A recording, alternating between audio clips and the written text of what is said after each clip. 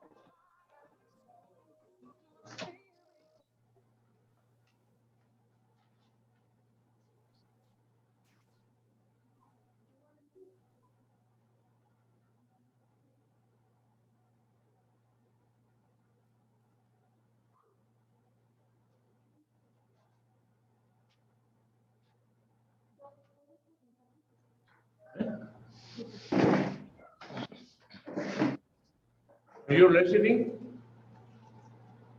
Can you learn? Yes. Yes, okay. Good morning, everybody.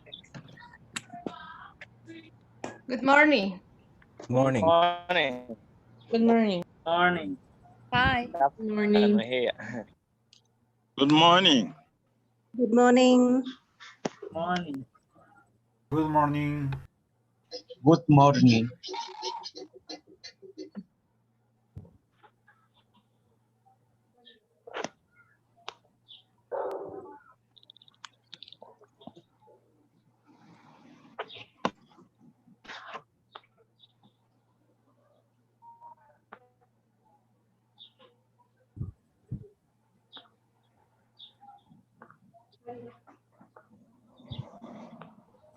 Ladies and gentlemen, from all around the world, I am Dr. Alfonso Tesada y Alvarado, President of International Leadership.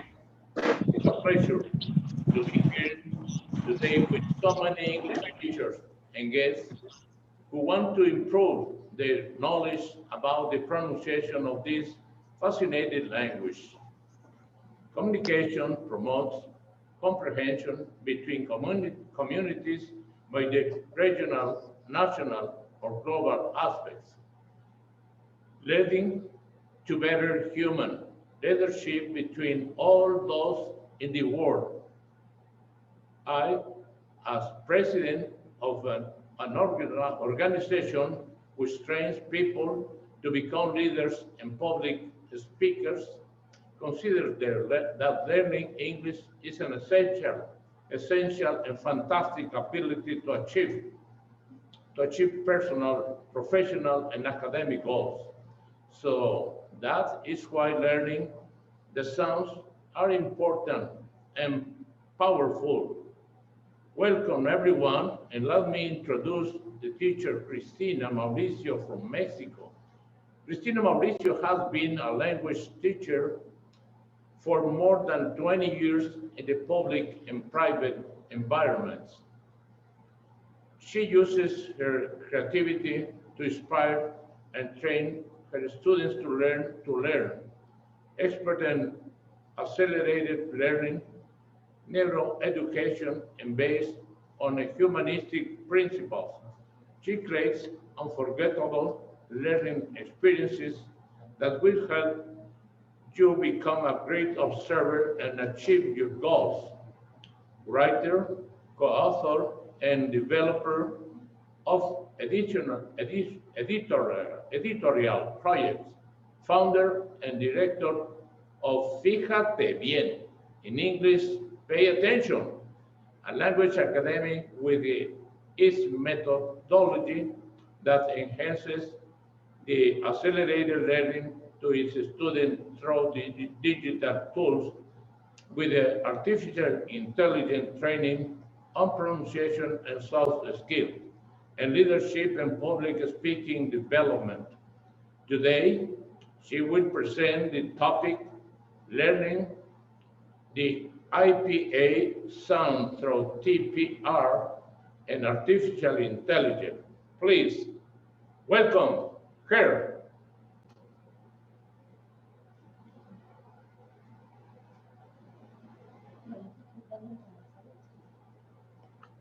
Hello, guys.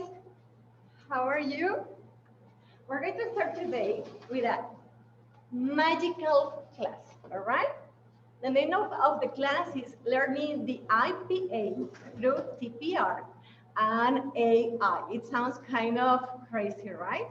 But TPR, we're going to see what that is, and also AI, all right? The objectives, can you help me with the next one, please? We are going to identify the IPA vowels using the TPR. The next one, please. Identify the IPA consonants using TPR. And also, we are going to see, the next one, please, use artificial intelligence to train the sounds. Are you ready? Let's start. The next one. All right, this is my slogan. Fíjate bien. Pay attention to everything. If we pay attention, we are going to discover incredible things. The next one, please. Next. What's the first thing that comes to your mind when you think on Vietnam? All right? It's not war. Vietnam is a beautiful place where there are incredible beaches there. And also, I want to tell you the story of a little girl. Her name is Guvan. This little girl was so intelligent, incredibly intelligent. So when she grew up, she got not one, two scholarships to go to Stanford University to study business and education. But you are going to say, wow, she's so lucky. But she had a terrible problem. She was discriminated because she couldn't be understood. All the people were saying that she wasn't speaking very well. The next one, please. She couldn't be understood because her accent was terrible. I don't know if you have felt the same. I did. The next one, please. When I was in the university, I was studying to become a teacher more than 24 years ago. And I remember that I felt frustrated. Even though I had a very good level of English, I couldn't pronounce very well. Next one, please. Why can't I speak English? That is the question all our students are making once in their lives, right? Help me with the next one, please. Can you put the control, please? Because it's too difficult, all right? What are other reasons why people can't speak English? They don't have time, they are too busy, they don't have enough money, because it is very difficult. Can you tell me where? Here. Give me 1 second. No. No. No. Sorry, guys, I'm having technical problems. Give me 1 second. All right. Yes. Okay. I don't understand. I'm embarrassed. I'm too busy to study. Sometimes you miss opportunities. It happened to me. I missed so many opportunities. It's too expensive, or I'm scared. All right? With this class, I want you and your students so they can say that they can speak fluently, they can study anywhere, study anytime, at low cost, get promoted, feel confident, and communicate effectively. Are you ready, guys? Well, we're going to start with a dreamer. His name is Paul Posse. I'm not going to be talking a lot about the sounds because after my presentation, I have an extraordinary teacher, Dapher Fernando, who is going to mention them. But this guy in 1886 was trying to get a system so we could have alphabet with all the sounds of all the languages. And in 1888, the IPA was published. It was the International Phonetic Alphabet by the International Phonetic Association, all right? And the sounds look like this. You're going to see them on your screen and you're going to say, oh my goodness, they are from Mars, all right? I want to mention that these sounds are from British English, and David is an expert on that. I'm going to be working with American English, all right? This is a phonemic chart, and if you pay attention closely, we have vowels, we have diphthongs, we have consonants, and they are not difficult. I have my friend Dapher Fernando, who is going to be telling you more about these extraordinary sounds and the importance of getting to know them and show them to your students. All right, well, I'm going to go with my class. Total physical response, what that is. Total physical response is that we can learn through movement, with gestures, with body language, that we are going to respond with our body, all right? For example, when you are teaching the parts of the body and you say head and shoulder, knees and toes, and things like that, all right? So today, I'm going to teach you the vowels, some consonants, using our hands and gestures. Ready? Well, I am from Mexico, and in Mexico, we have 5 vowels. A, E, I, O, U. All right, that is fantastic. In English, we have A, E, I, O, U. I don't know if there are people from other countries and speak other languages, for example, Portuguese. What are your vowel sounds? All right, but I want you to do an experiment with me. I want you to repeat with me and say A.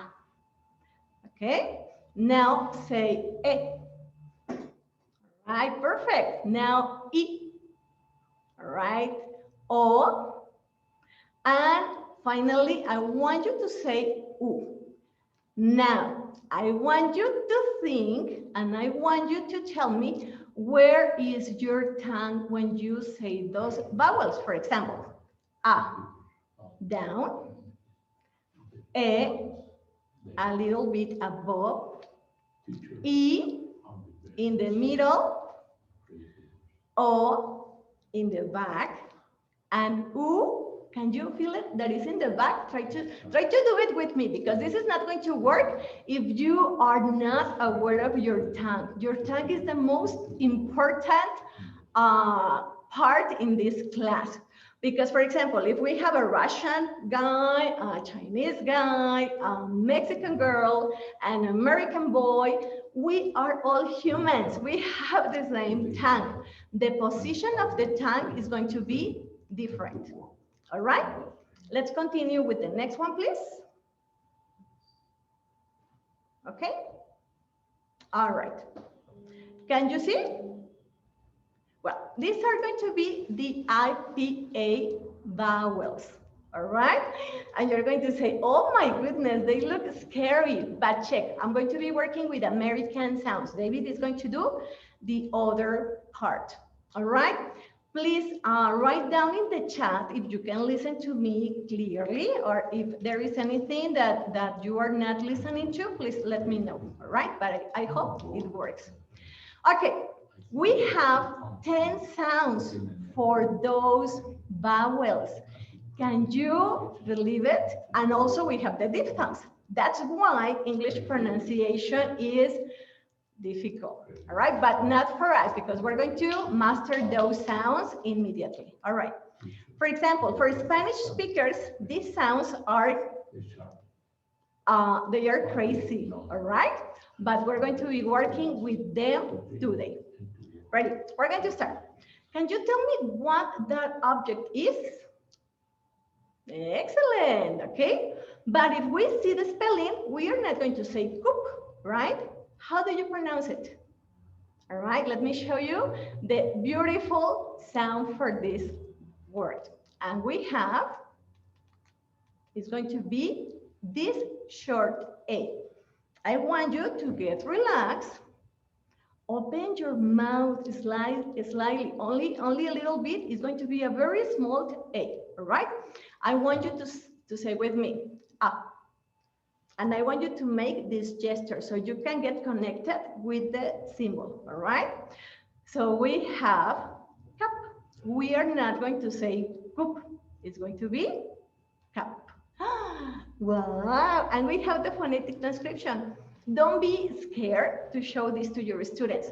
Your students are smart, they are intelligent, they can read this. It's only another code. But the advantages of learning that code is going to be that they are going to pronounce perfectly, all right? The next one, I want you to tell me who is she. Okay, the next one, please. Okay, right, she is a mom. And I want you to start noticing the difference. We don't say mom, we don't say mom, all right? This is going to be a beautiful A. You are going to make the gesture like this, like a pamper. In Mexico, we say a papacho, something soft, and we say ah. All right, it's very soft. And I want you to repeat with me, mom. Yes, perfect. Do you think your students can learn this? Do you think it's going to be difficult? How are they going to feel? And how are they going to feel when they can read the phonetic transcriptions and pronounce correctly? All right, let's continue with another A. Oh, this is so beautiful. And we have a beautiful cat, all right? And the gesture is going to be like this. Imagine that you have an apple, all right? And you're going to bite that apple and you're going to say, ah. Yes, wide open. Open your mouth and I want you to say cat. And that is the symbol. Don't get scared by that symbol. It's friendly. All the iPad symbols are friendly, all right? So repeat with me, cat. Do you see the difference? For example, if I say cat, it's going to be to cut, right? If I say cat, it's going to be this beautiful animal. And it's so easy. Let's continue with this. What is it? And look at the word. We don't say tablet, all right? We have this beautiful, beautiful, beautiful sound that is called the schwa, all right? And this sound is the start of the English pronunciation, all right? How are we going to make this sound? It's very, very easy, all right? Remember, everything is on the position of your tongue. Do not open your lips. Your tongue is in the middle and you are going to throw some air like this. That's it. All right? And the gesture that we're going to make is like, if we don't care, like, do you want to go to the movies? Do you want to eat pizza? Like, you don't even care, right? So we're going to say table. And please, I want you to become friend of this beautiful sound, because otherwise you're going to face a lot of problems and you are not going to understand. All right, the next one, what is it? We have a cell. And this is a beautiful sound, and you just have to put your hand here like and it's so easy, right? So we have cell. We are in the middle of the vowels, isn't that amazing? Okay, continue. What is it? A sheep is very short. We are going to have a very short I, all right? And the gesture that we're going to do is this one. Put your fingers here and you are going to do, wait, the other one? All right, it's going to be sheep, sheep, sheep, all right? And then we have another one that is longer. Oh, this animal is beautiful, all right? Do you see that is very similar to the last one? We don't say sheep, we say sheep. Open your lips wide like this. Tense your lips. And I want you to try to see the difference. E. And it is very important that you know the difference. Otherwise, you are going to have problems with the meaning of the words, all right? I know English is like that, okay? And this is the beautiful sound. We're going to continue with the next sound, all right? This is kind of complex, and remember, there are variations, for example, with British English, American English, and other dialects. But for example, this sound is not like the Spanish O that is very small, like Oscar, Orlando. No, all right. It's going to be wide, and you're going to open your mouth and you're going to say O, door, door, door. I'm going to ask you at the end the gestures. All right. Then here we have the phonetic transcription. For example, when we say lo. All right, we don't say August, we say August. All right, I hope here is my friend Dale, who told me one day, Christy, she's American. We don't say author, we say author.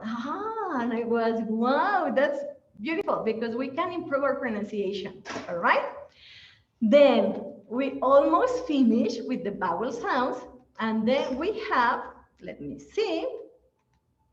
What is it? I'm going to stand up here.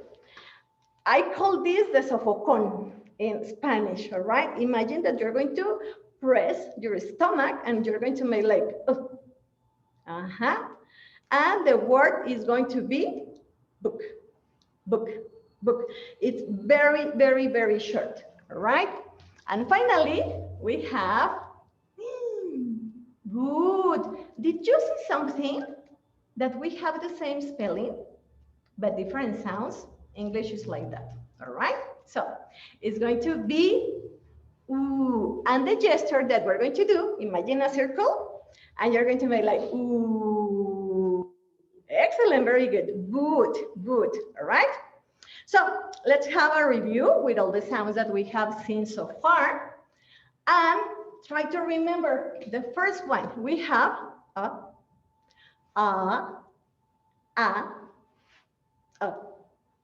e, o, u, and oo. Wonderful, right? It's so easy. And remember, British pronunciation has some variations, and also the symbols change from dictionary to dictionary, all right? So don't get stressed and say, I know, Christy told me that it was like that. Remember, there are variations. So my recommendation is that you have the same dictionary for all your students, so you are not going to have a lot of variations, all right? Now, I told you that we were going to see artificial intelligence, right? So here we have a wonderful tool that you can start using right now to improve your pronunciation and to help your students pronounce better, okay? Remember the first sound, the first three sounds that we saw?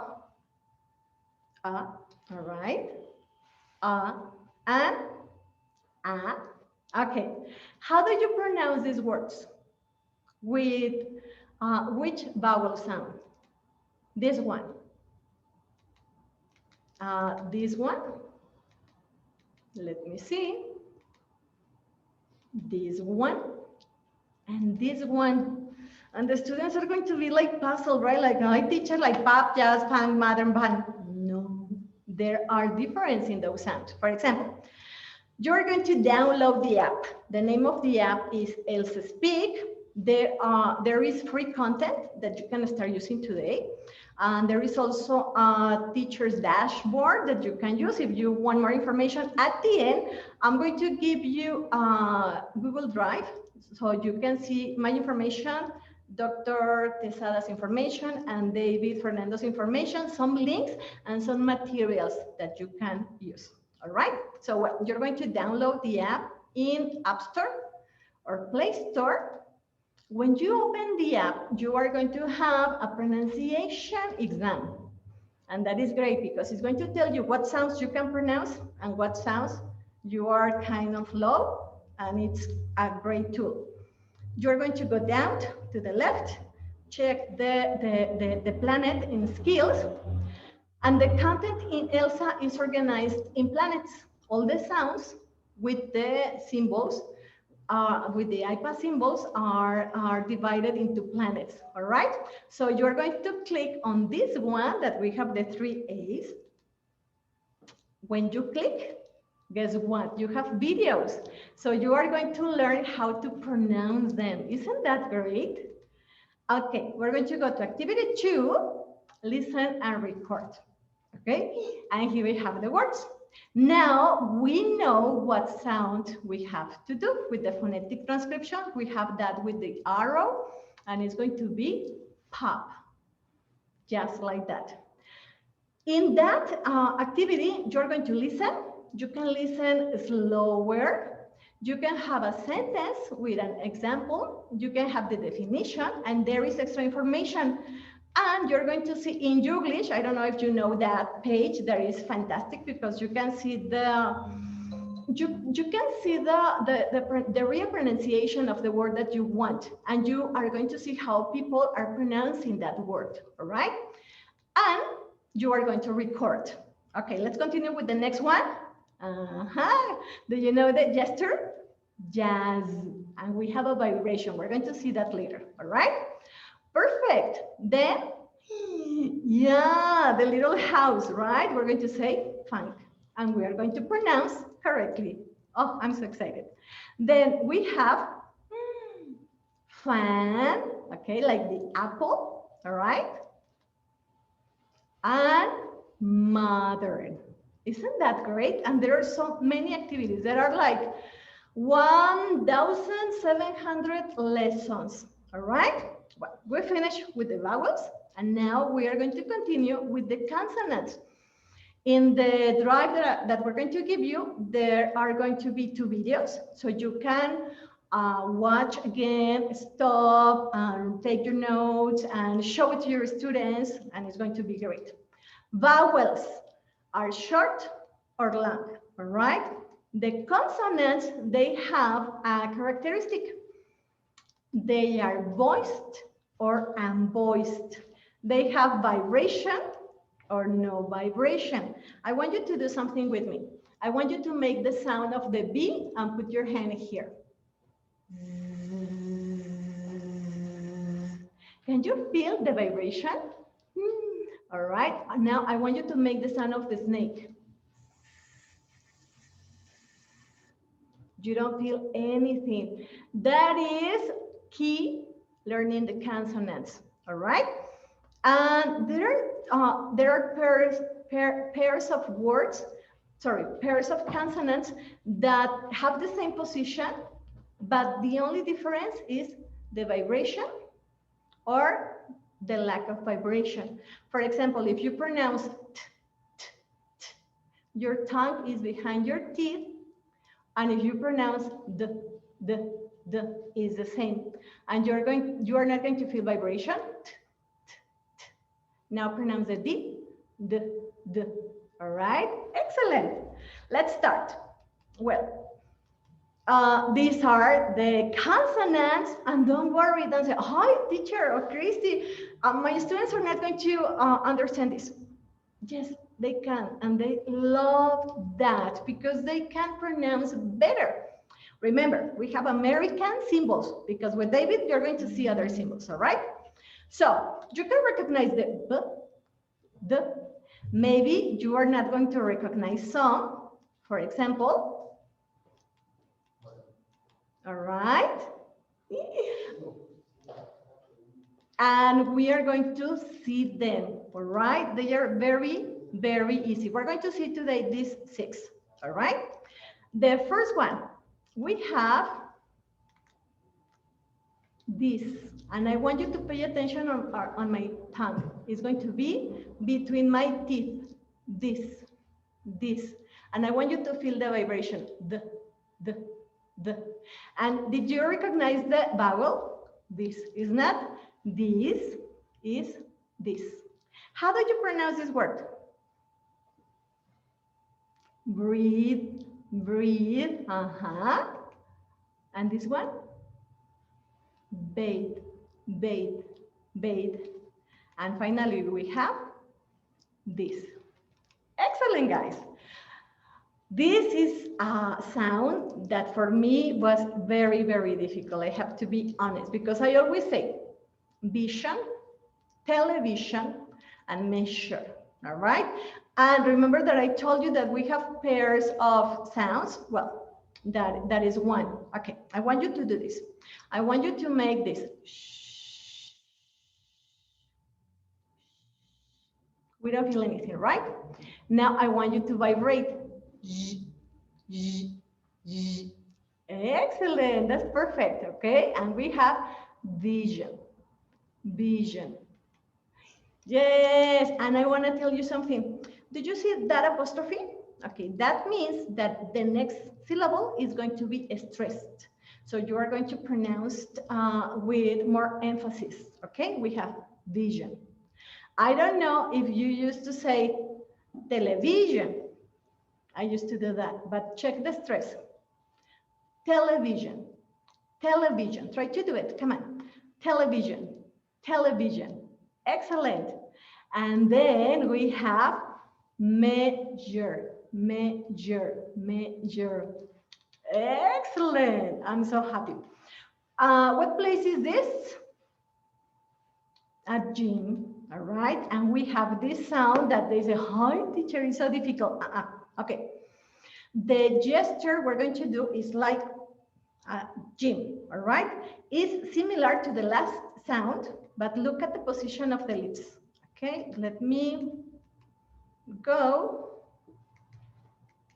Okay, like, where is your tongue? Like in the middle, right? Now, I want you to put your tongue behind your teeth, and I want you to say gym, gym, gym. Perfect. Excellent, guys. Now, we have jeans, jeans, jeans, and the last one, juice. You see that is very useful, the gestures. Students are going to love it, really. They really love it, okay? The next gesture, the next sound we have, it's not like J, it's going to be yeah, as in yes, all right? Yes, yogurt, the schwa. You see, there are so many words with the schwa. Yesterday, and how did you pronounce this? The to you, YouTube. Oh, okay. This sound is very exciting for me. I have to be honest. I spent 30 years, 3 and 0, 30 years trying to pronounce it. And I couldn't, because I always used to say the singer and painting and the tongue. All right? And no, all right. Look at the symbol. Okay. Is similar to an N. I want you to pronounce the Where is your tongue? Behind your teeth, all right? Ready? You're going to, 30 years, you're going to do it in 1 minute, all right? Imagine my finger. Imagine that my finger is my tongue, all right? I want you to say, all right? Now, I want you to make the same gesture, but your tongue is going to be in the back. It sounds weird, it sounds funny, and we have this sound, all right? It's going to be sing, sing, singer, not singer, not sinner, because sinner is, oh my goodness, no, it's another thing, all right? Singer, painting, tongue, all right? I told you that there are videos that you can see later and you can practice and practice. This is beautiful. And if you were with Elsa, you're going to see the videos too, and you're going to review all these things. Look, sing, singer, painting, and tongue. Wow, we're almost finished with the voiced consonants. We're not going to see all of them because most of them, we know them, all right? But we can continue practicing with Elsa. And this one is z, as in zoo. All right, zoo. You need a vibration here. Zebra and jazz. All right. Many words in English have the vibration. For example, she's, is, his, does. All right. But we need to get familiar to that vibration. Let's go to the, sorry, there is a mistake, unvoiced consonants. The voiced consonants. Let's have the review. Okay, so we have the J, all right, J. We have the we have the yes, and we have the vibration Z. One more time, all right, the J, J, yes, and the Z sound. I am pronouncing the phonemes only, all right? I'm not pronouncing them with another vowel because it could change if there is a vibration or not. Let's continue with the unvoiced consonants, okay? For American sounds, these are the unvoiced consonants. Some of them are familiar. You know how to pronounce this S, the S, the K, the F, the P, the T. Try to do it with me, and there is no vibration. There are some that are kind of difficult, but they are not, all right? And we're going to see them today. For example, remember the one that we have, the is the same, but with no vibration. I call it the little egg or the huevito in Spanish. So it's going to be think, think, think, think, all right? Very good. Try to practice this sound like blowing some air. Okay? Then we have mouth, mouth. Try to blow some air. And finally, we have north, north, right? How are we doing? Okay? This sound looks kind of beautiful and elegant, and it's like a ch. For example, in Spanish, we have chayote, we have chente, we have a lot of words like chema, all right? And here in English is going to be chess, chair, all right? Chair, chess. This one, we don't say future, we say future, future, all right? And this one is kind of complicated for students, right? Structure. And the gesture that I'm going to use is going to be like if you are sneezing, like and try to do it, and there is no vibration, all right? Let's continue. This one in Spanish is silent, but in English is like jota, so it's going to be home, home, horse, and heart. Okay, and we almost finished with the last one. Remember the one in vision, vision, all right? All right, it's the same, but it's going to be sh with no vibration, as in dish, okay? Dish, finish, and show. We finished with this, guys. All right, so here we have ch and sh. Okay, let's practice with some artificial intelligence.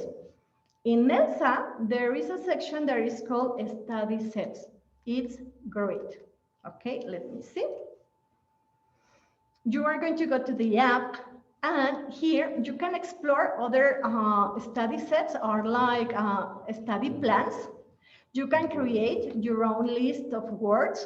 There is a dictionary with all the things that I told you, that you listen, that you see examples, that you see videos, and that you record, and Elsa tells you if you're doing correct or incorrect.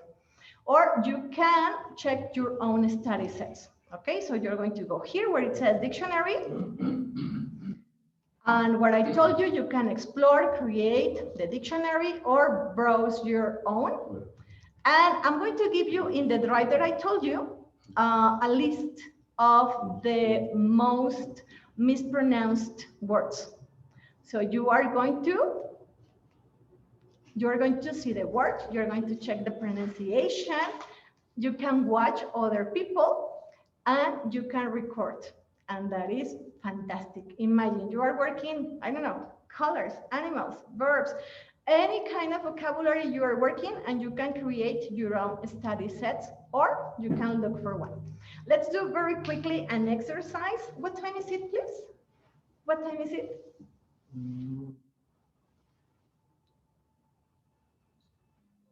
All right. Let's finish. We are going to finish. Okay. These are some of the top 10 mispronounced words. All right. How do you pronounce this? Remember, we have American pronunciation. Here in Mexico, they would say Clodes, teacher, Clodes. Okay. And no, we don't have.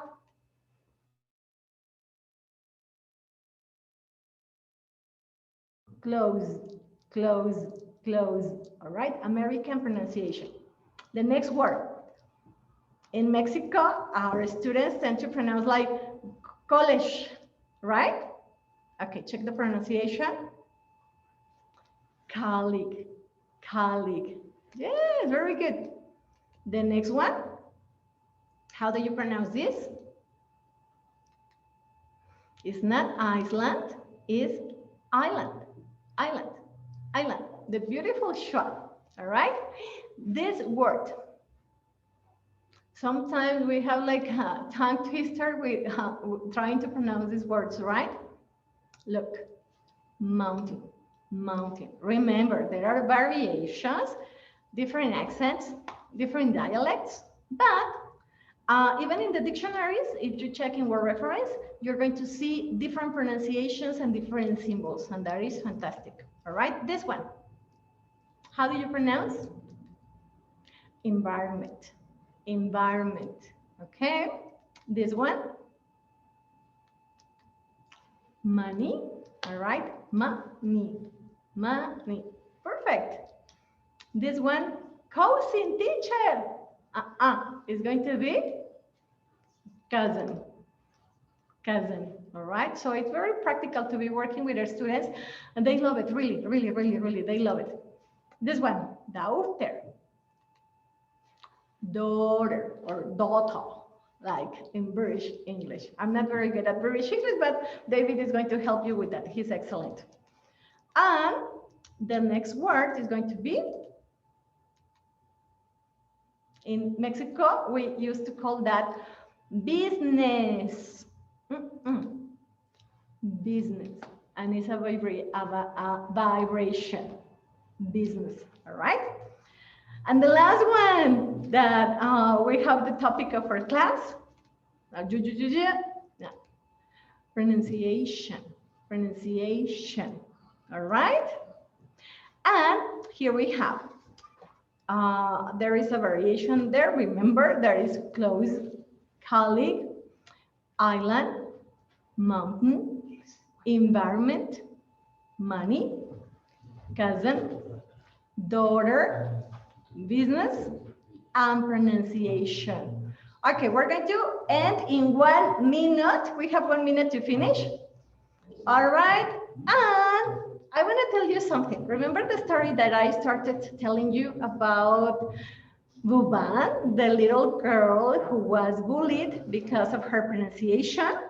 Yes, remember where did she live? In Vietnam. Where did she go to study? She went to Stanford. Okay. Well, this girl tried to hire a pronunciation coach, but it was extremely expensive.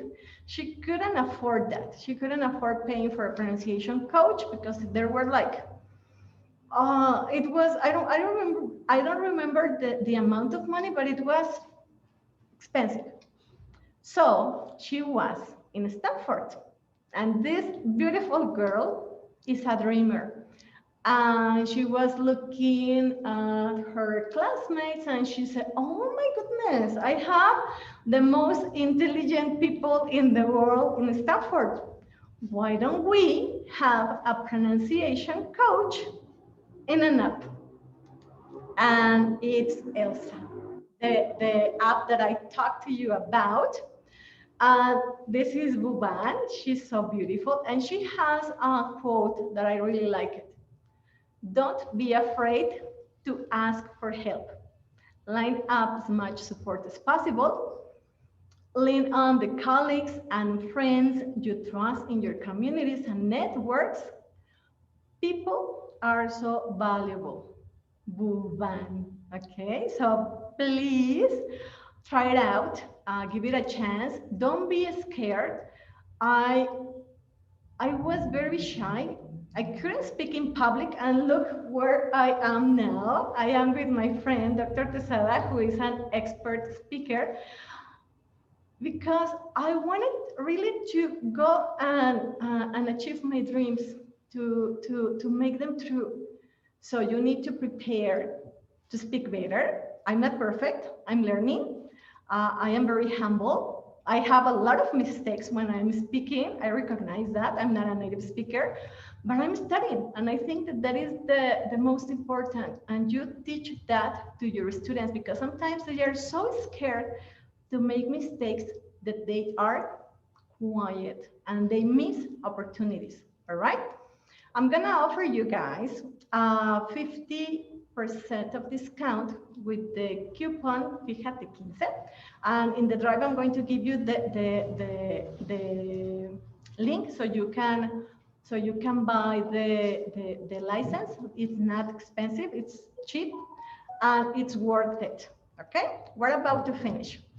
In this lesson, learning the IPA through TPR and AI, let's see our objectives, all right? The first one, identify the IPA vowels using TPR.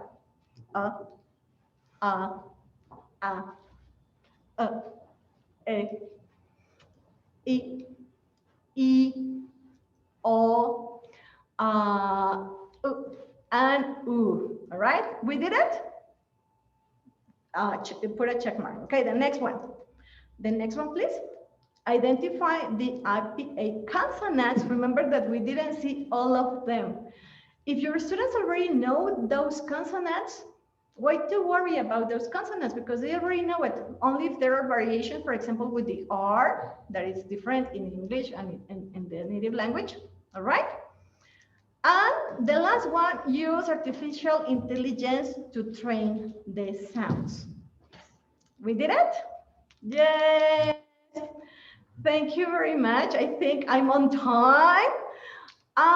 This is my mail, so you can write me down if you have any questions. And don't forget that I'm going to be giving you the drive with all the information that we saw today.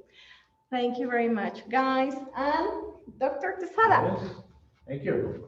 Congratulations. Thank you very much, teacher. We learned about the pronunciation. Thank you. I believe that the great leaders are not born, but made. I think leadership comes from within, in every human being has the potential to develop and become a leader. Great leaders share great leaders help their communities with the talents they have. Teachers are the best example of great leaders. They share what they know and inspire their students to dream and to work of those dreams. Now, let me introduce from Angola, the teacher, Dapher Fernando. Dapher Fernando is an English teacher, a teacher trainer, and is certified in teaching English to speakers of other languages, CELTA, qualified teachers. He is a member of the Angolan English Language Teachers Association and ELTA. David has worked for companies like IQ International, where he taught at Academia Unitel, London Communication Center, LCC, among others important companies. Furthermore, Davy is the author of a new pronunciation chart called Phonemic Chart that was published in 2019, and he has called Phonemic Chart, and he has published some articles in international magazines. Besides being a teacher, David is also a workshop speaker and lecturer in instructions and universities where he has been talking about the importance to knowing and mastering the sound of English. And this is the topic that he will present here as a way of getting teachers interested in sound of English so as to teach pronunciation effectively. Please welcome him.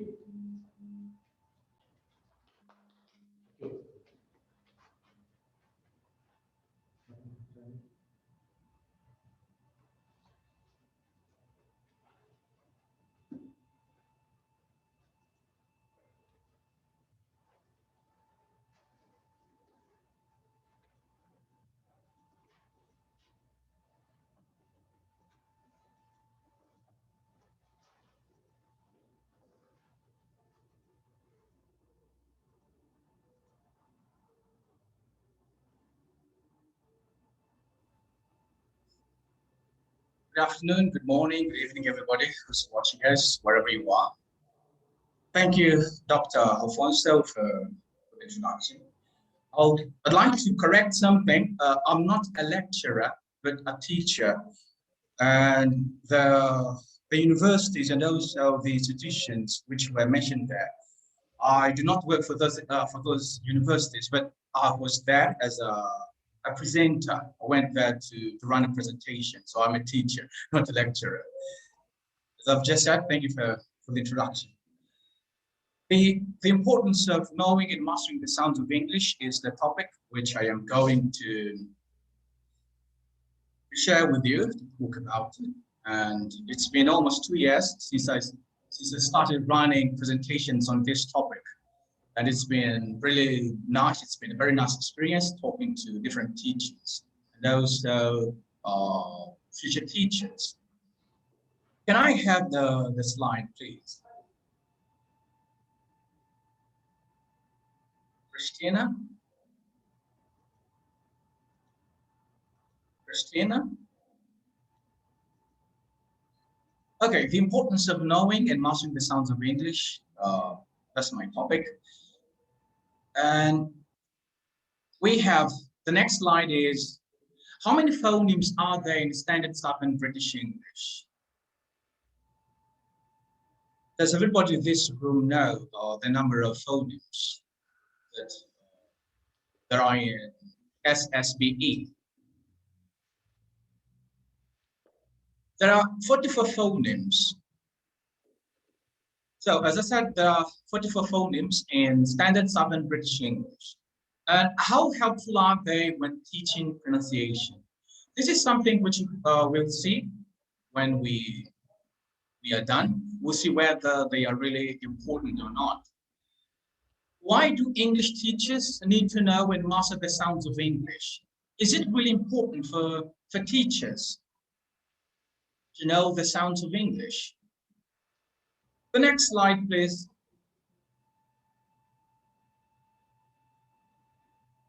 Letters and sounds, or letters and pronunciation. How close are they? Letters and sounds, or letters and pronunciation. Is there a one-to-one correspondence between them? We'll see if there is.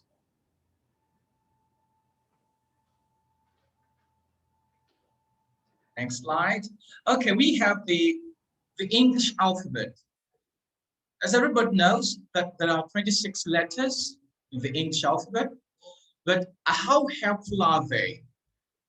Can they help us when teaching pronunciation? These 26 letters, can they help us? So we will see if they can help us.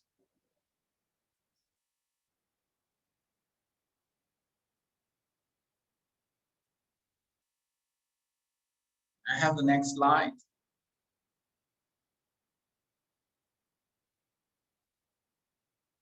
We will also see that sounds and letters are different.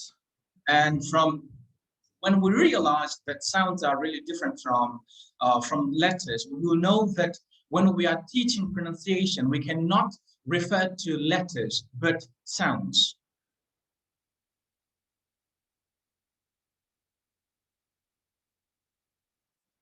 The importance of knowing and mastering the sounds of English. Well, when we speak, we produce sounds. And according to O'Connor, 1980, letters are written, sounds are spoken. Moreover, it is important to know that the English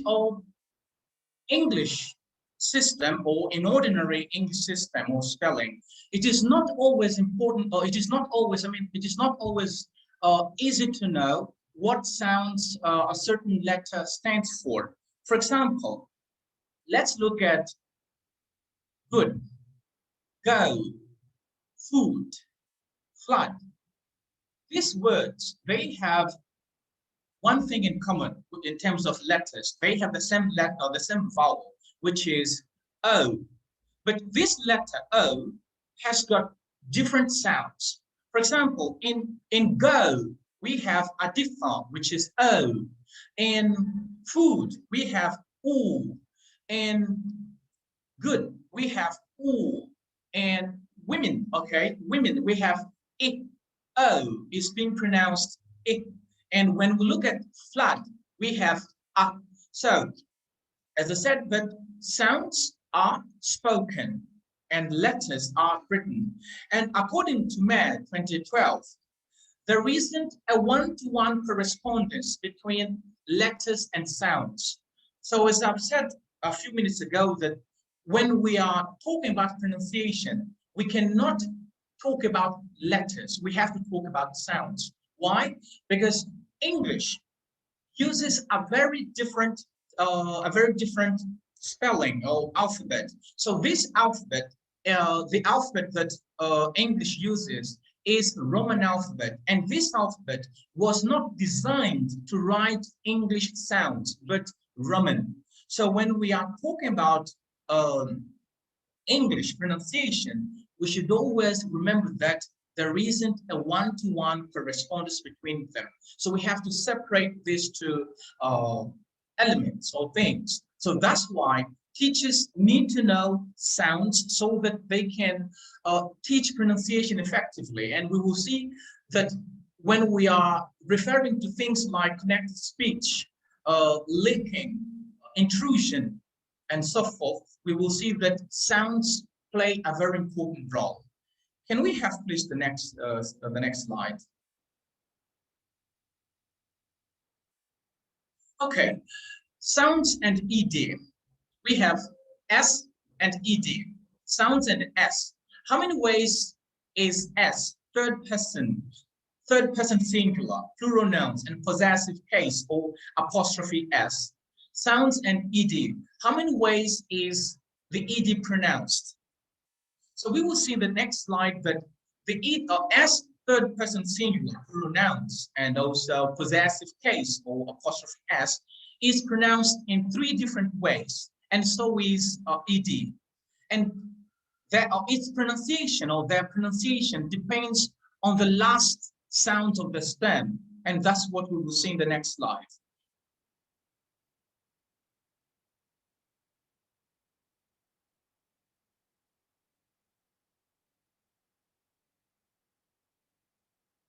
Okay, as I've just said, that sounds and S, third person singular, plural nouns and possessive case is pronounced in 3 different ways, and these 3 different ways totally depend on the last sound of the stem, and we can see the three different ways. The first one is.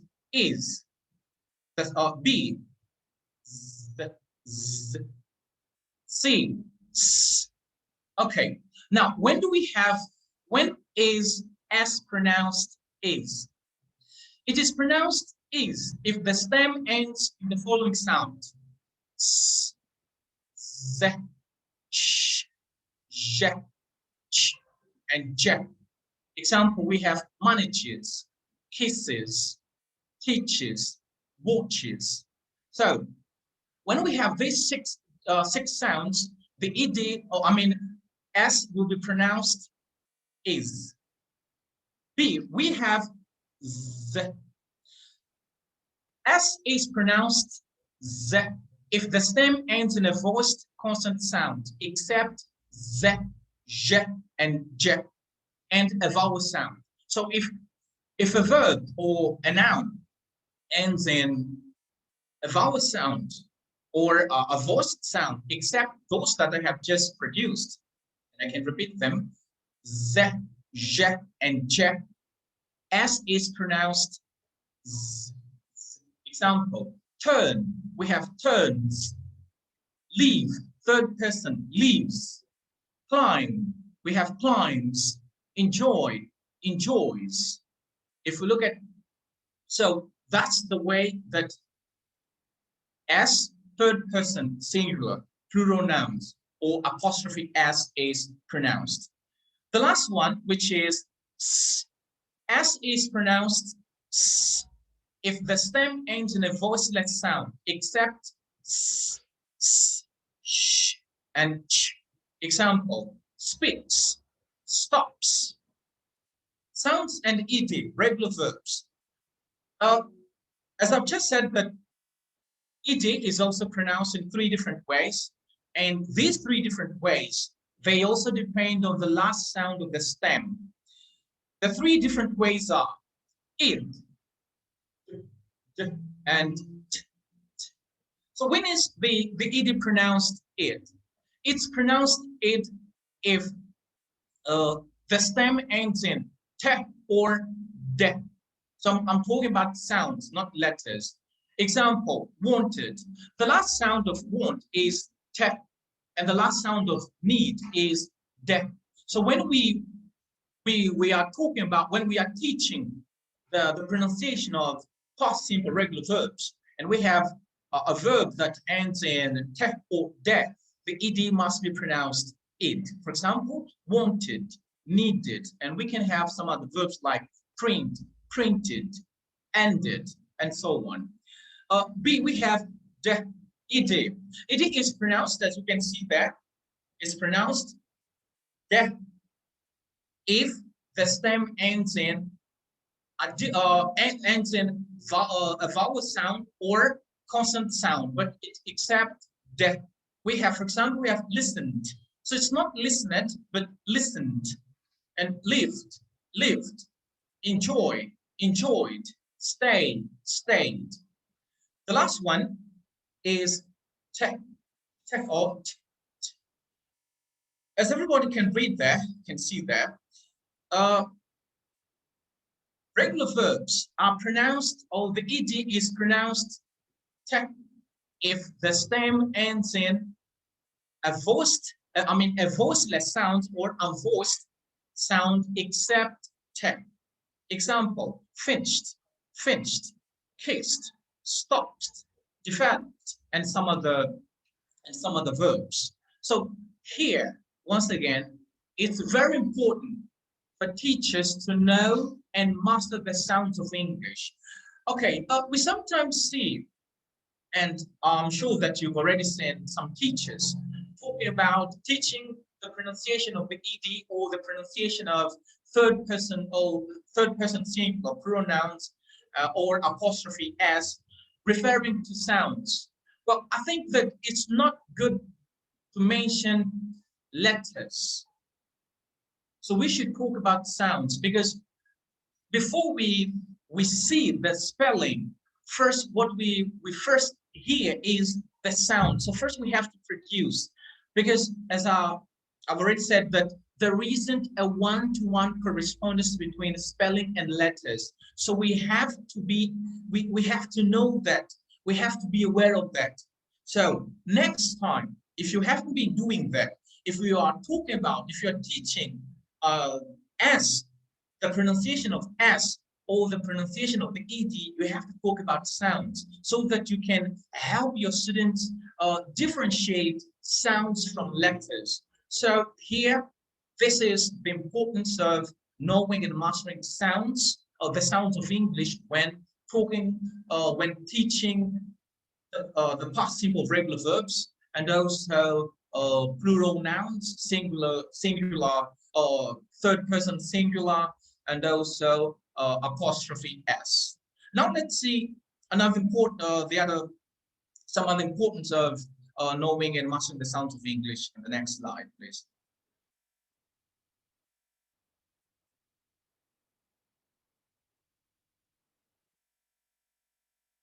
Next slide, please.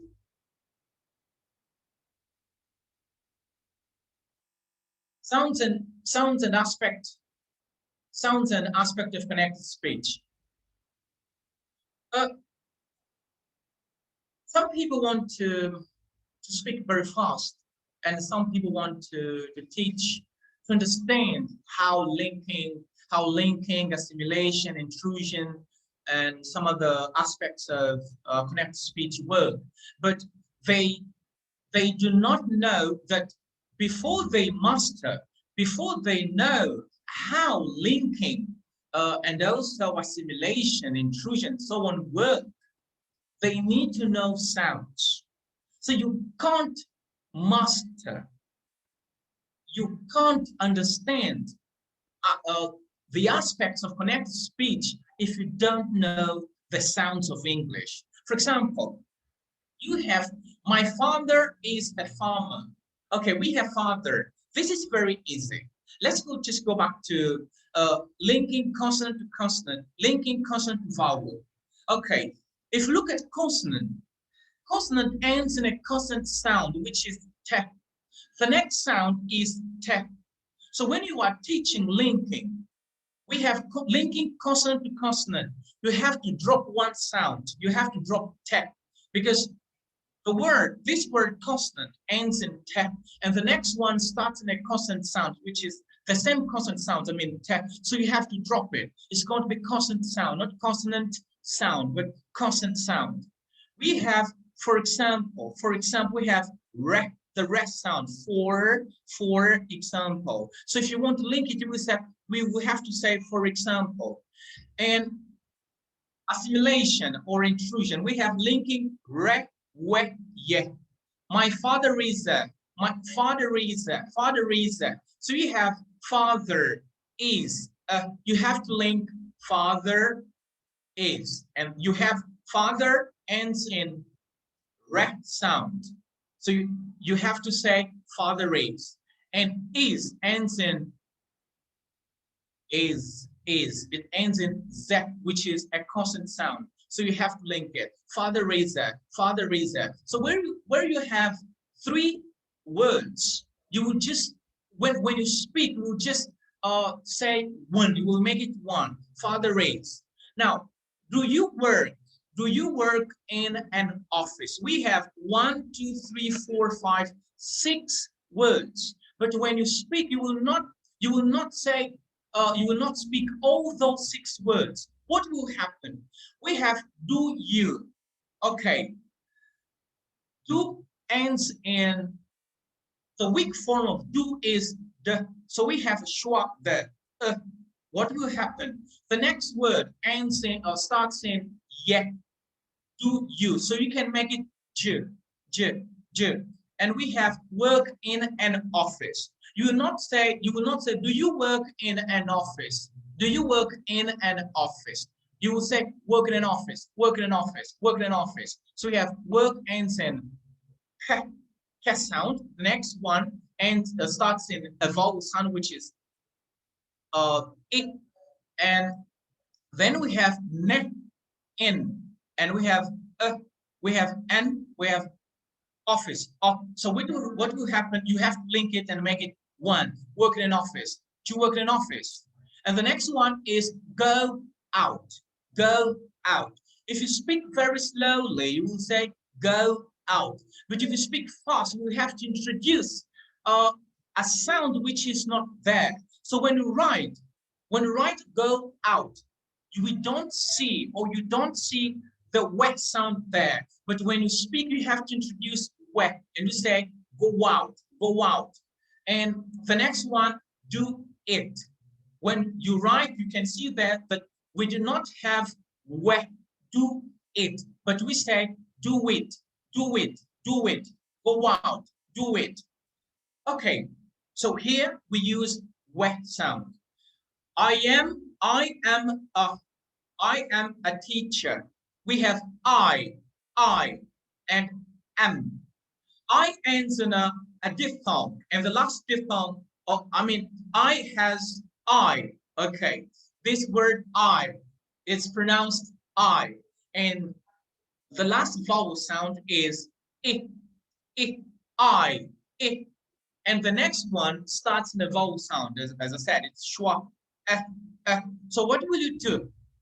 I am. When you speak, what you need to do is to introduce a yes sound there. So we'll say I am, I am. And the next one, as this word am ends in a meh sound, the next one starts in a vowel sound. So we have to link it, and it will say I am a, I am a. Okay, I am a teacher. Now, Maria, the next example is Maria. Maria doesn't drink coffee. Maria doesn't drink coffee. What do we have there? Linking. We have doesn't drink coffee. Doesn't ends in test sound. And the next word starts in death sound. When we are talking about linking, if a word ends in te and the next one starts in death sound, we have to drop the te. And if a word ends in death and the next one starts in death, we also have to drop the death sound. So doesn't drink, it will be doesn't drink, not doesn't drink, doesn't drink, doesn't drink. Now, the next word is in drink.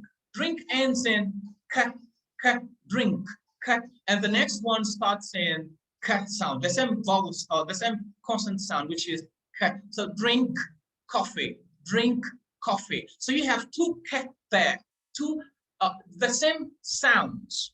What you need to do, is to drop one of them. So you say drink coffee. Now you need to make it one word, and you say doesn't drink coffee, doesn't drink coffee, just one word. So Maria doesn't drink coffee. It will be, so there are 4 words, but when you speak, you will just say, you have to make them 2. Maria doesn't drink coffee. The last one is Angola and China. Angola, this aspect of connected speech here is called intrusion, intrusive rec. This rec is different from linking rec. Linking rec is visible, but when it comes to intrusive rec, intrusive rec is not visible. We can't see it, but when we speak, we produce it, and the listener can get it. And let me just highlight something here. Intrusive rec is it is only found in standard British English, only standard British English. It doesn't, this means that even those British English speakers, or let's say British, they do not all of them use intrusive rec. Only those that use SSBE. Now, Angola and China. What's going to happen there? Angola ends in a sound, schwa, and the next one starts in a. So you will have to introduce rec there, and you say Angola and China. If a word ends in schwa, and the next, or if a word ends in o, and the next one starts in a vowel sound, you introduce a rec, and you say like law and order. You said Lauren, order. I saw it. So you will say I saw it. I saw it. Non-native speakers do not need to use the intrusive right. You don't need that. No, you can say Angola and China. I saw it. No problem. It's okay. Now the next one, the next slide. So before we, okay, sounds and transcription, the dictionaries. So we have just seen that it's really important for you, for teachers to know and master the sounds of English so that we can help our students. Sounds and transcription, the dictionary. How do you usually help your students with transcription, the dictionary? In the next slide, we will see how important, how knowing and mastering the sounds of English can help us. Sounds and transcription in the dictionary. Helping your students with transcription, the dictionary. Well, I do not know how teachers in Mexico and some other parts of the world that are attending this webinar deal with transcription in the dictionary. But in my country, it's very common. Very few teachers master and know and master the sounds of English. And most of them, when they teach a new word, they do not help their students with transcription. What they do is first, they have the spelling, which is, we have this word, develop. So the dictionary gives us the spelling. After the spelling comes the transcription. After the transcription comes meaning or translation. Why did I put translation? Okay, here we just have the meaning. What is develop?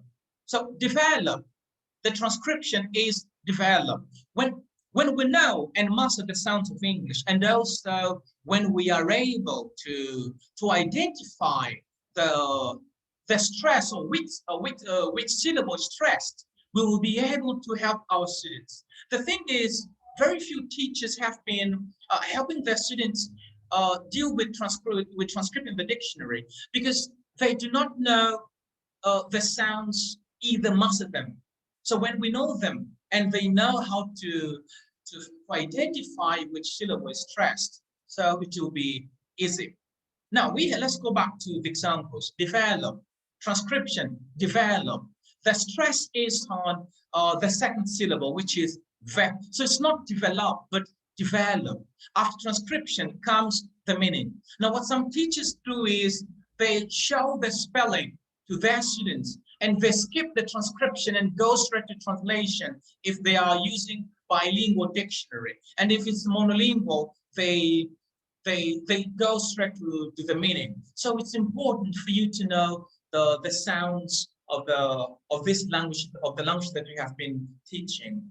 Okay, now the next word is, we have the word which is category.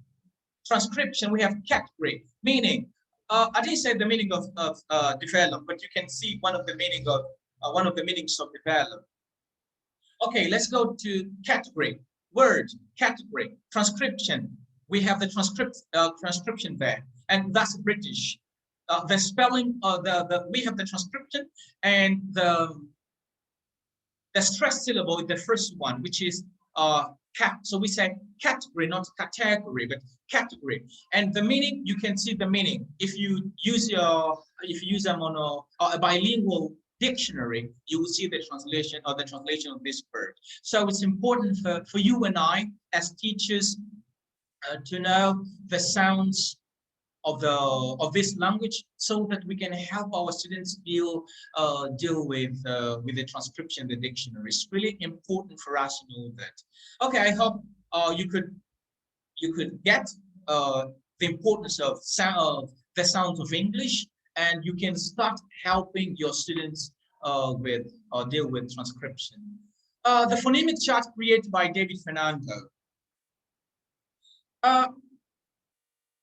Well, the phonemic chart which I created in 2019 is not the first one, but I sometimes say that it is the second.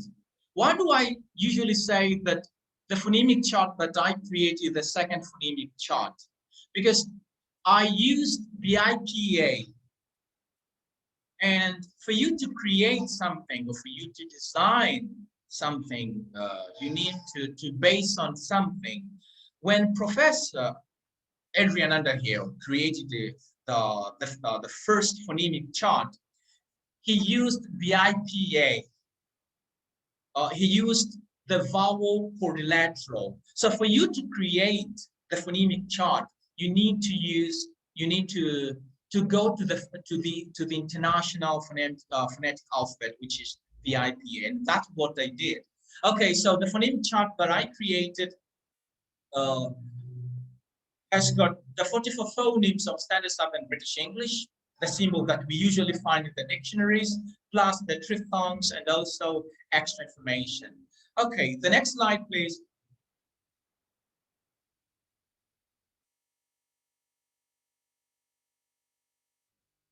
This is Professor Adrian Underhill, the first English teacher, or the teacher that grouped the sounds of English in a chart. Okay, well, there are some other phonemic charts, but the first phonemic chart to be accepted, to be approved by different teachers was this one, or let me say it's this one, created by Adrian and Underhill. And this is the one that most teachers around the world have been adapting. There are a lot of adaptations of this phonemic chart, one of which, or some of which, were shared by Cristina. So what did I do? I didn't need to adapt this phonemic chart. I had to study it. And if you read my article, which was published in Africa TESOL, now Africa ELTA, you will see that there is a critique. I wrote something like my comment on this phonemic chart. I had to study this phonemic chart, and I also had to study and understand the IPA so that I could come up with a new phonemic chart. And Tanya, the editor of iTEFL Voices, called my phonemic chart as being a new pronunciation chart, because some teachers saw that there is something new in this phonemic chart. So for me to write, to create that, or to design that phonemic chart, I had to study and understand the IPA, and also study Adrian Underhill's phonemic chart, and try to find something which I think a grouping that I agree with, or a grouping that is different from the one that is found in books like by Peter Roach, Phonetics and Phonology, and also which is found in the IPA. Okay, the next slide, we'll see the phonemic chart that I created.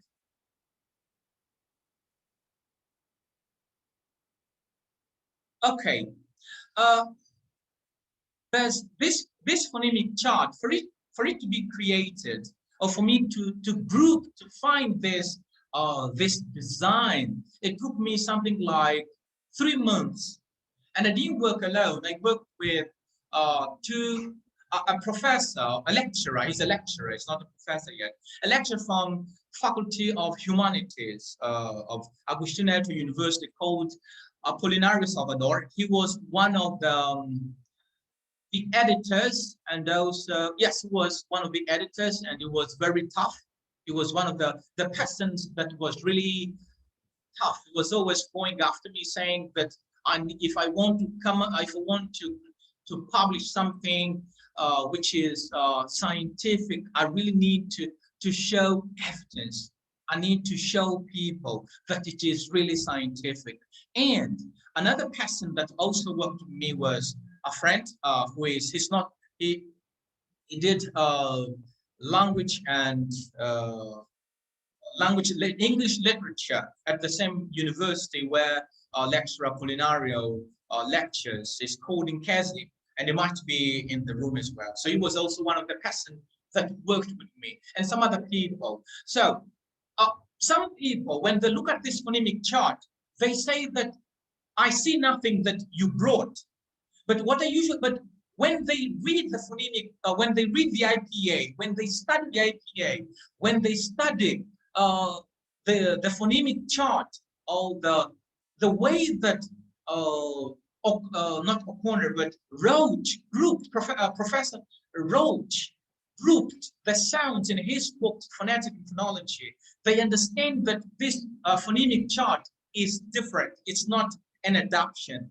For you to understand this phonemic chart, you need to use the IPA. You need to use the vowel quadrilateral. You need to use Professor Adrian Underhill's phonemic chart, and also vowel quadrilateral, so that you can understand it.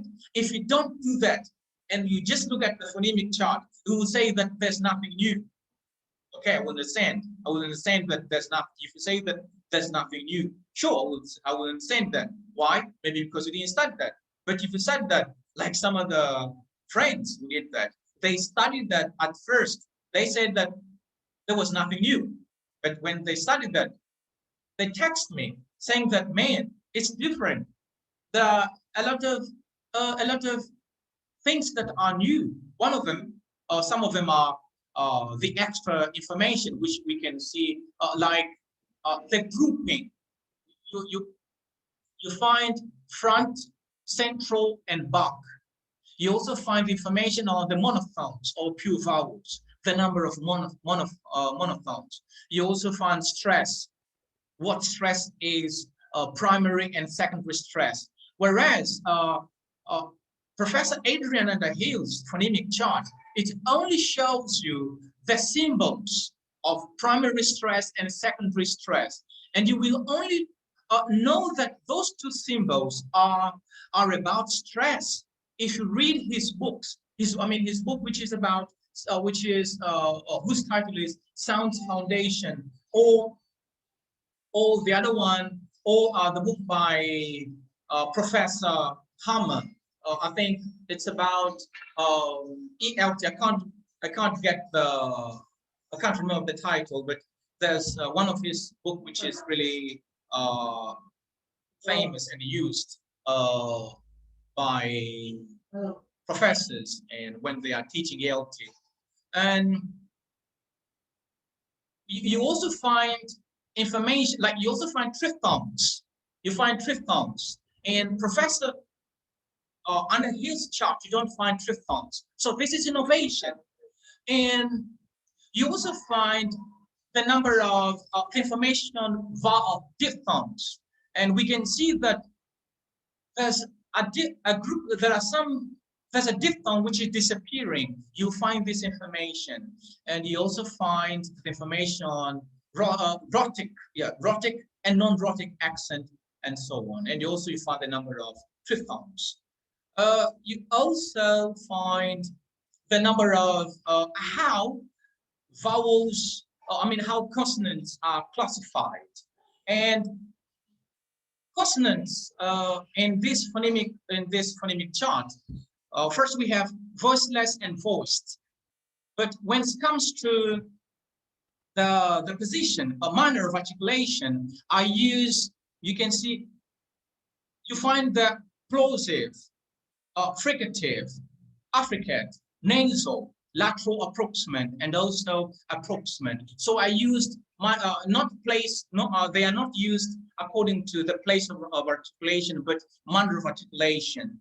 And the grouping or the voicing, you find the one which is very common, voiceless and voiced. So this is the phonemic chart that was created by me, and it's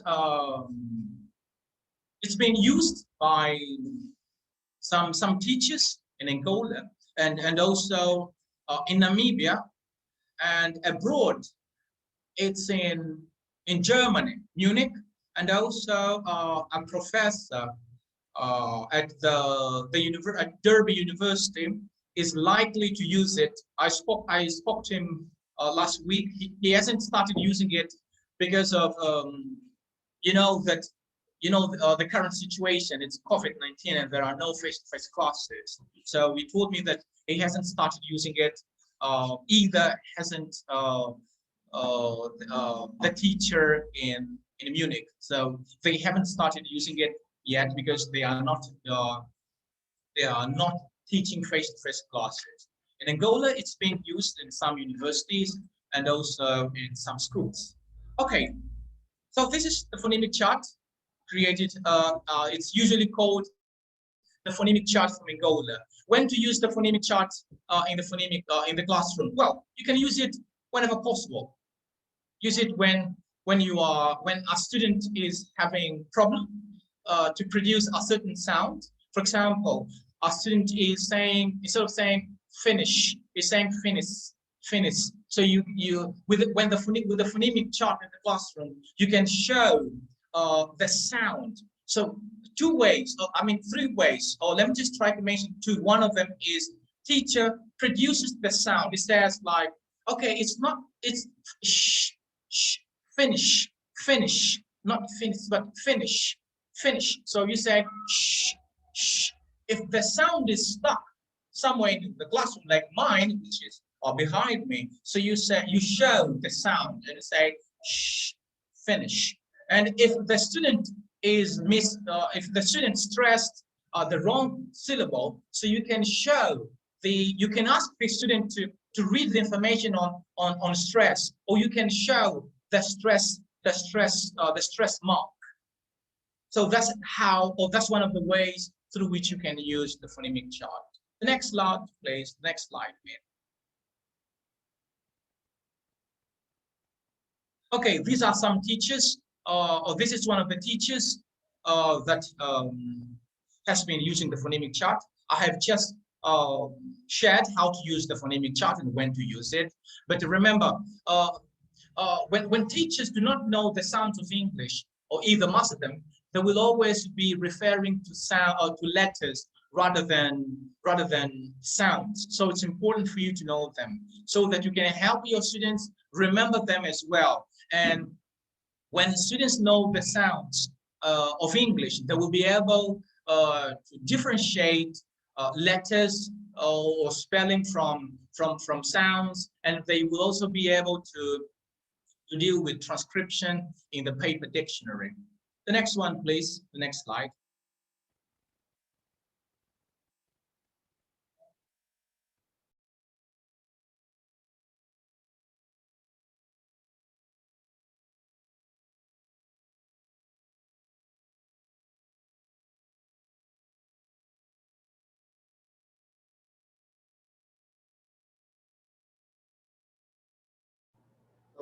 David, I think that you're... Okay, so helping Angolan teachers and students. I've been helping some students and also teachers.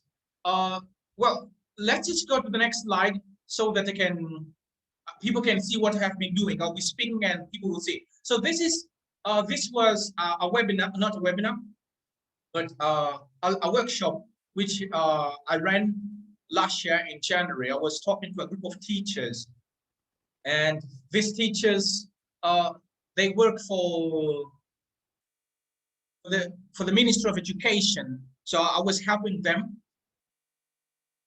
I had to share with them the importance of knowing and mastering the sounds of English, like what I'm doing today. So these are teachers, some teachers. The next slide.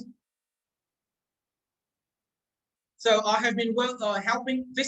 So the first picture was David helping teachers, and this one, it was in 2019 at Luanda Higher Institute of Education Sciences. I was talking to year 2 and year 4 students.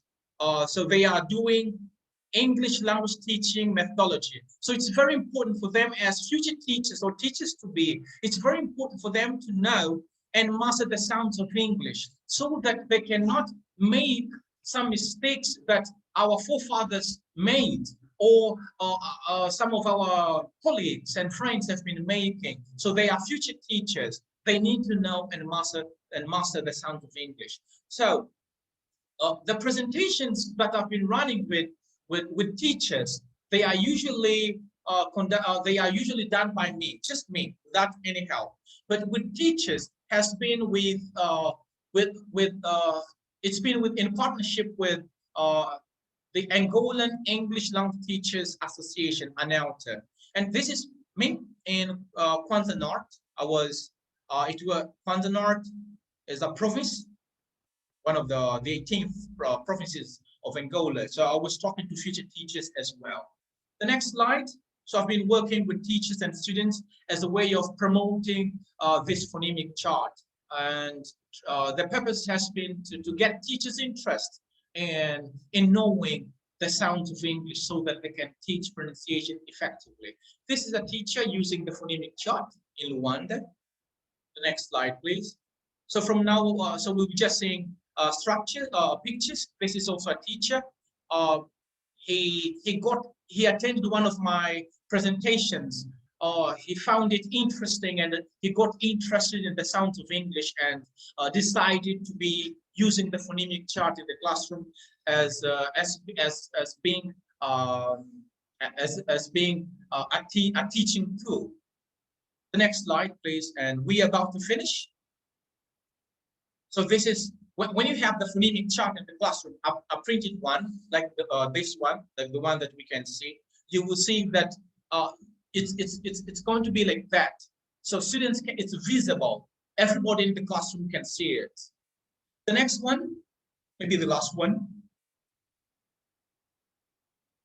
These are some teachers, 2 different provinces.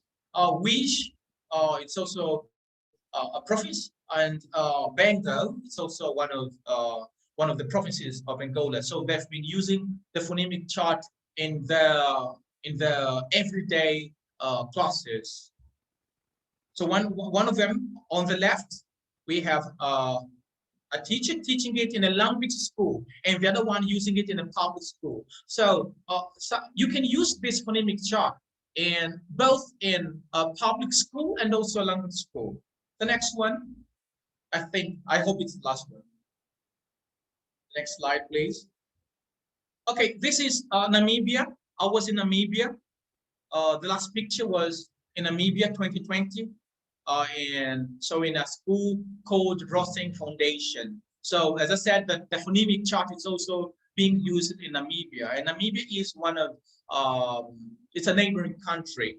It's an English-speaking country, but there are some of the several local languages. So I went there to run a presentation on the sounds of English. So those are my references, like bettering pronunciation, introducing English linguistics, and transcribing the sounds of English.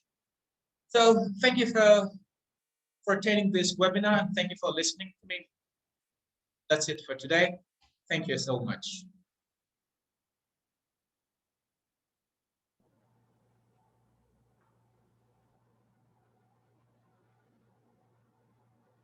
Thank you, David. Thank you very much.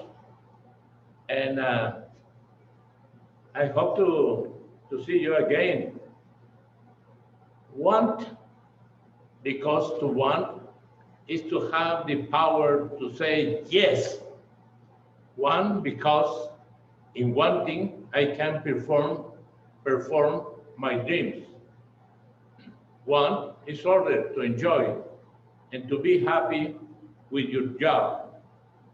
One, because nothing is impossible for those who have faith. One, because being humble helps me reach greatness. One, to never say I can't. It's an honor to witness this webinar where you are learning. If we really want that you are inspired to learn more, to ask more questions, to reach the sky. Let's move on to our last part of this class. We are going to go to the questions and answer sections. Please be free to ask.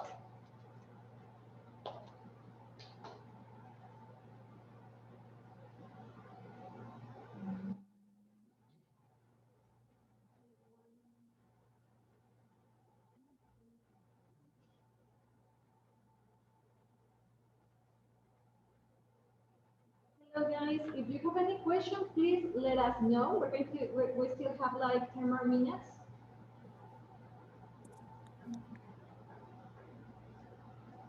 Yes, I have a question. Good morning, teacher. Good morning, teachers. Thank you so much for the conference. It was so interesting. I was wondering if you have a kind of games for or cards for playing the English sounds. David, do you want to answer that question? Yes, please.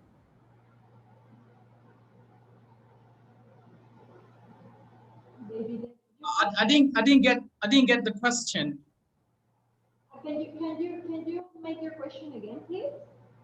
Yes, I was wondering if you have a kind of games for learning step by step each sound, or what kind of games could you recommend?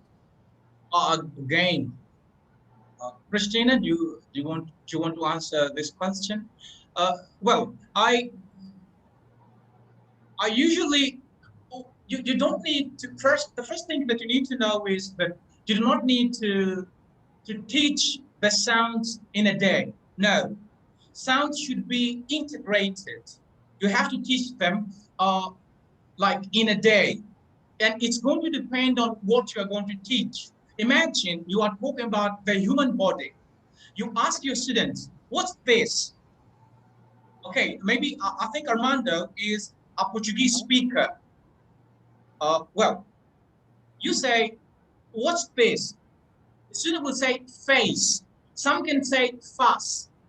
Now, when you hear a student saying fuss, okay, so you have to produce the diphthong, which is a, face, face. You go to the, if you have a phonemic chart, you show this sound, but first, before you show, first you have to produce it so that student can hear.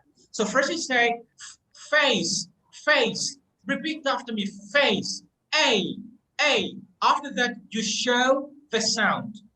If you are teaching the human body, and I said you have to integrate the sounds. So you have, what's this? So you will say nose, nose. My battery. Just a second, my battery is dying. Okay, it's okay. It's okay. So you say nose, nose. You produce the sound. Oh, oh, and you show it. Oh. First you produce. After producing, you show it so that students can see and be able to produce it when they come across it, or they come across with it when they come across it in the dictionary. So you produce it. And ear.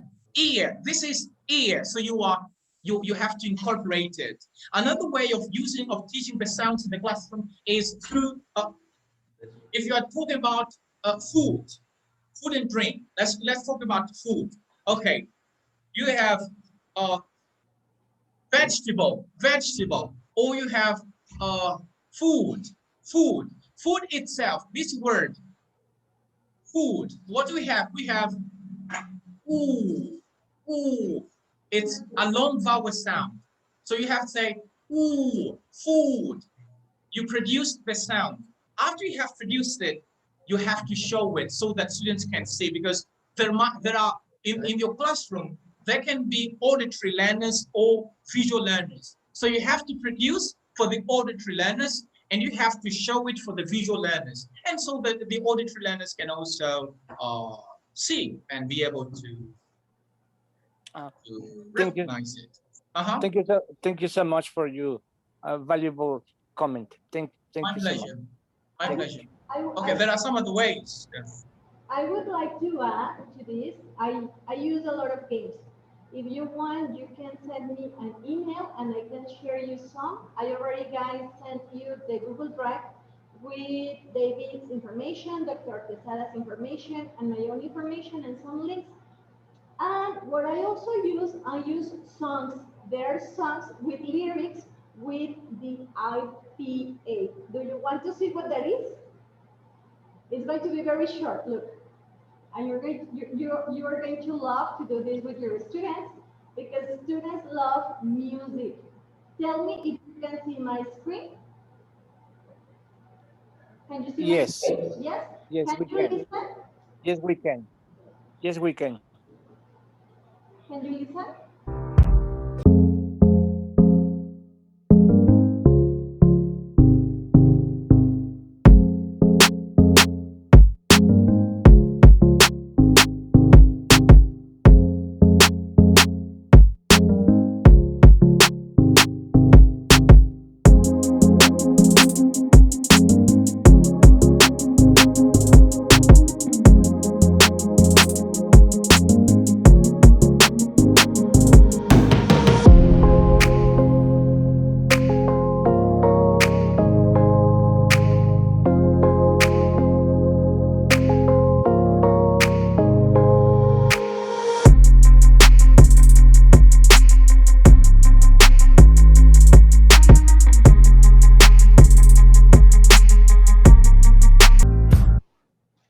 This is a very nice activity that you can do with your students.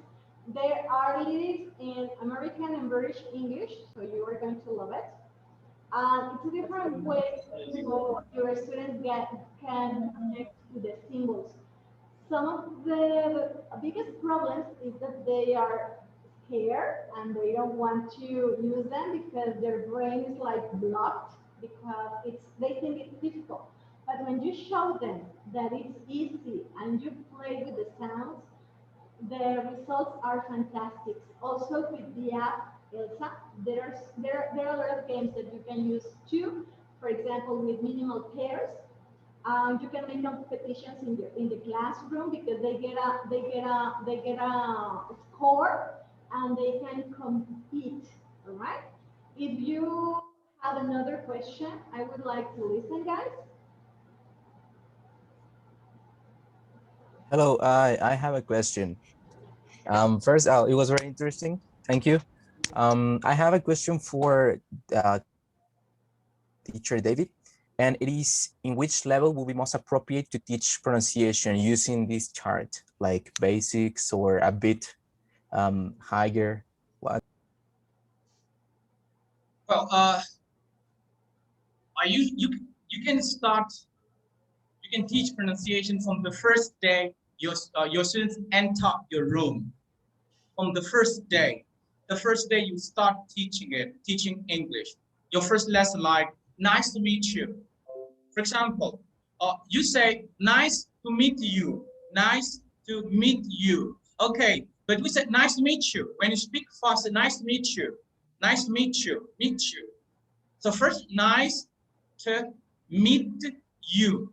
Okay, no one speaks in slow motion. We don't say nice, nice, nice nice to meet you, but nice to meet you, nice to meet you. And so what are you teaching them? Meet you. You are teaching connected speech. You have tech.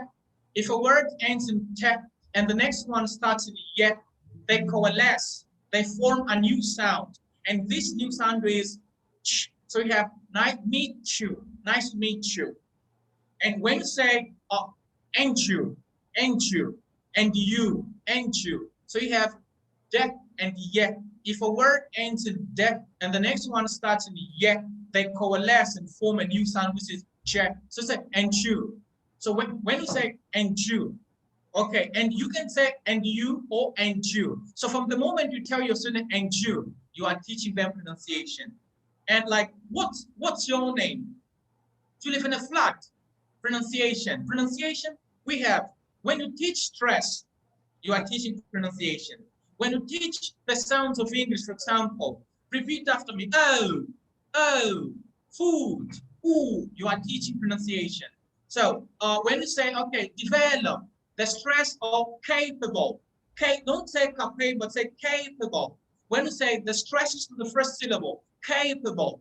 So you are teaching stress. And when you are teaching stress, you are teaching pronunciation. So you can teach pronunciation from the right at the beginning, from what's your name to how long have you been speaking English. So from beginner to advanced. Thank you.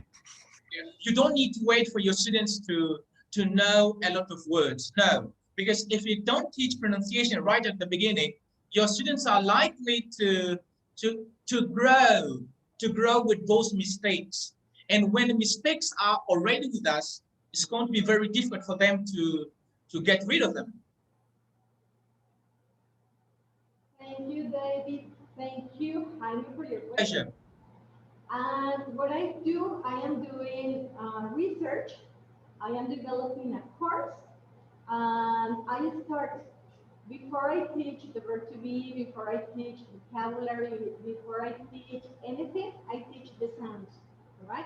It's a research I'm doing. I'm getting great results. And I think that an important part as teachers is that we need to be curious.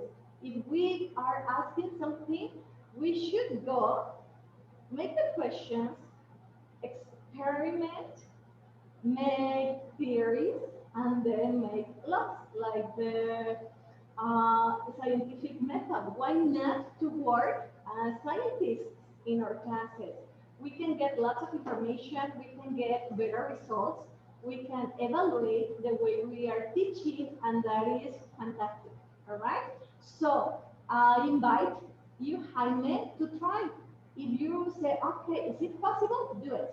And then let us know what happened. And if it didn't work, well, you know that it didn't work that way, but you are learning and you are going to do, you are learning and you are growing. And I'm so happy that you are so young and that you are a great teacher. I think that you're a teacher. Are you a teacher? Yeah, I'm still studying the my bachelor's, but I'm already working. Yeah. So don't be afraid. I was afraid so many years because I was afraid from the teachers. I was afraid from the comments of my classmates. I was afraid from my students because I was feeling like this insecure. Getting to know the sounds gives you confidence, right? So that's what we invite you today. There is power in the sounds. And I was writing in the chat, with these sounds, you can learn other languages and you can say other things in other languages. And it's fantastic. It's fascinating. I invite you guys to study, to learn, to ask questions, to experiment, to investigate, and to have fun. That's the most important thing when you're teaching, to have fun. Thank you so much. David, anything else you want to say? Christina? Yes, can you listen? Just before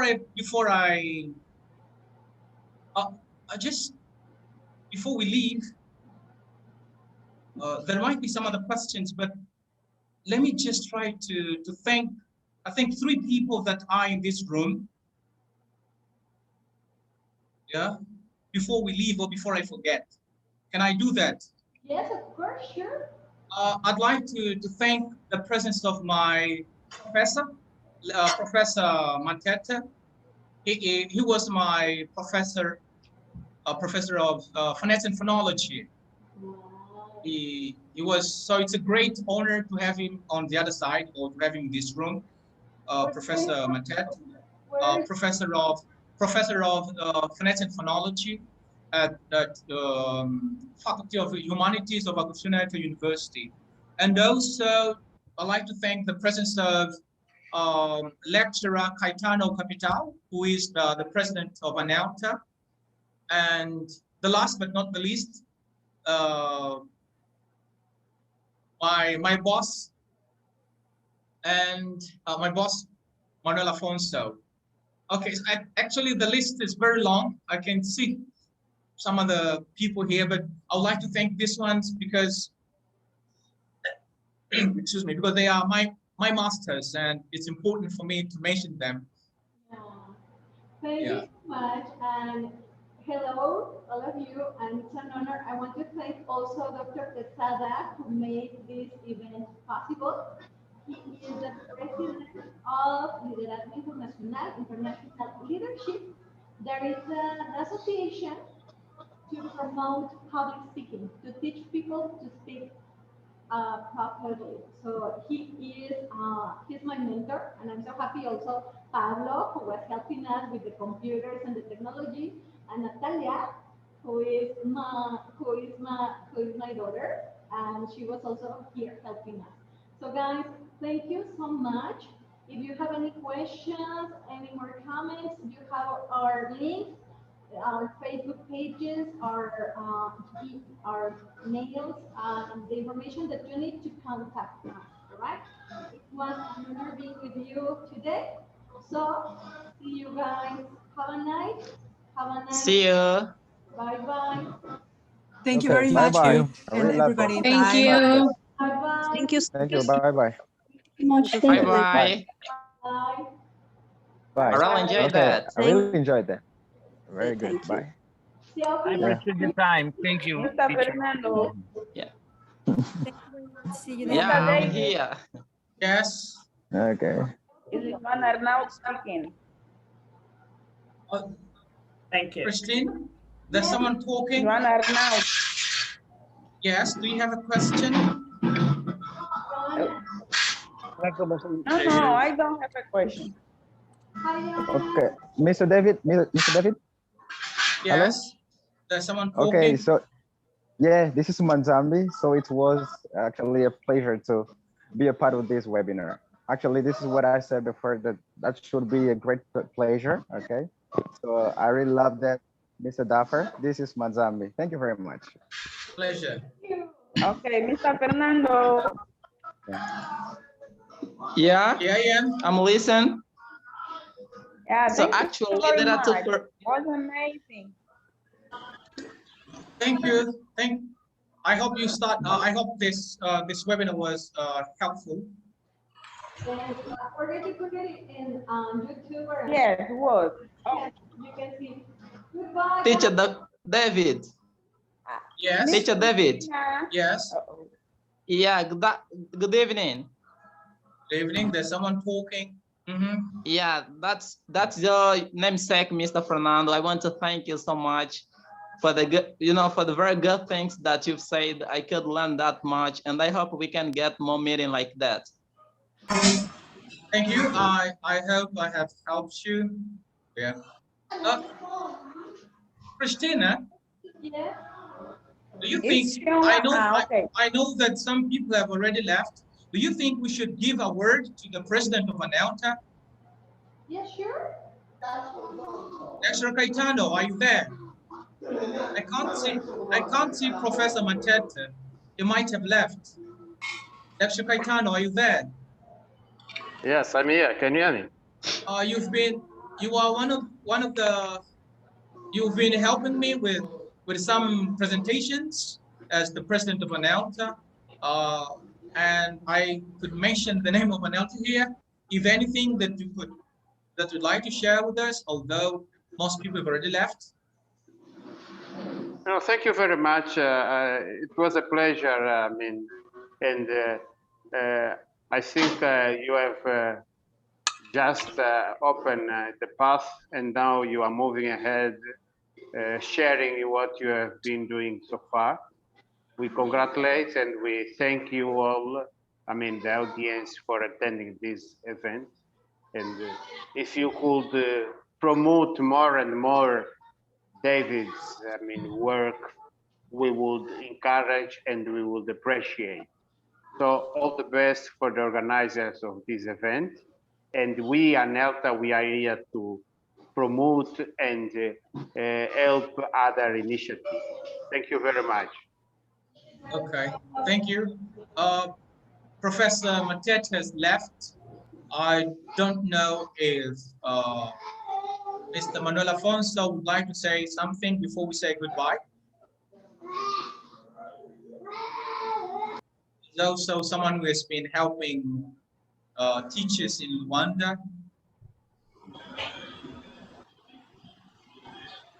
Are you still helping teachers? Are you still helping teachers, or you've stopped?